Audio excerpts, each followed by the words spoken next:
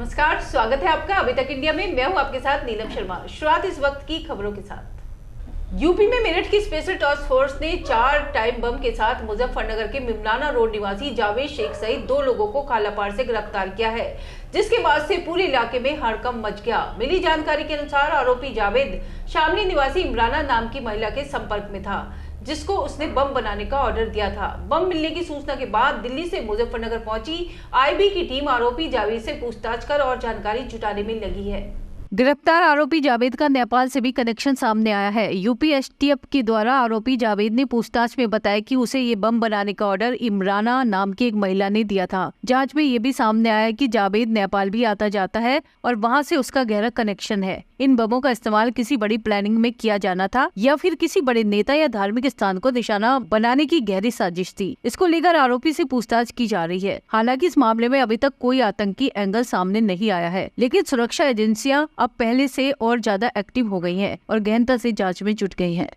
बहुत अच्छा लड़का है और सबकी मदद करे है, बस पता नहीं क्या किसी के शिकायत में आके इनने, मुझे नहीं पता कुछ भी। घर से तो चला गया था वो। कब गया था घर से? ऐसे गया था 9 साढ़े 9 बजे। कितनी उम्र हुई जावेद की? जावेद की उम्र ऐसी होगी 30 साल की।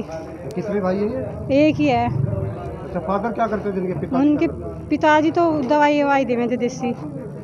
वे तो देखो जी घर पे ही नहीं था। रात को 2 बजे आई, 1:30 बजे पुलिस, 1:45 के कैसे करीब हुआ था, मैंने टाइम देखा था।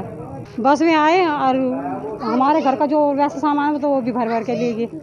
दवाई पुलिस आई थी रात में, ऐसे थे 5-6। नहीं तो कुछ बताया नहीं उन्होंने ना जावेद को तो मुझे पता भी नहीं है। कहने लगी जावेद कहाँ है का, वो तो अपने घर है, मैं घर पे तो है नहीं जी। कुछ नहीं बनाता था, कुछ नहीं, उसने कभी कुछ भी नहीं करा। बहुत अच्छा लड़का है, शरीफ है, सारा महल्ला जाना है वो। इतने से इतना बड़ा इस महल्ले में हुआ वो। कहाँ तक पढ़ा है जावेद? जावेद ऐसे पढ़ा हुआ 10वीं 8वीं 10वीं, कुछ नहीं करता। बिल्कुल झूठ है, गलत है, लेकिन बिल्कुल गलत है। वो बहुत सीधा है, सबको पता। किसी की मदद करने में कहीं में भी जितना भी उससे 10 20 50 जो भी हुआ था अपना करा था सबकी। तो नहीं, रात को घर पे आया था क्या? नहीं जी, आया ही नहीं। उससे बाद में 10:30 बजे बात हुई उसकी। मैं भी आ रहा थोड़ी देर में, उसके बाद बात नहीं हुई बिल्कुल। अच्छा, काम क्या? वो जाए तो बस ले बेच उसकी करे कपड़े वपड़े की, जैसे लोवर बेच लिए पिंठों में जाके, इस तरह से यहीं पे लोवर खरीद के जैसे खरीद ले 100-50 लोवर ले ले और दुकानों पे बेच ले, इस तरह से फड़वड़ लगाना। आपके साथ कब से रह रहा था वो? 15 साल से। कितने दिन से भी नहीं, अब भी साथ ही था।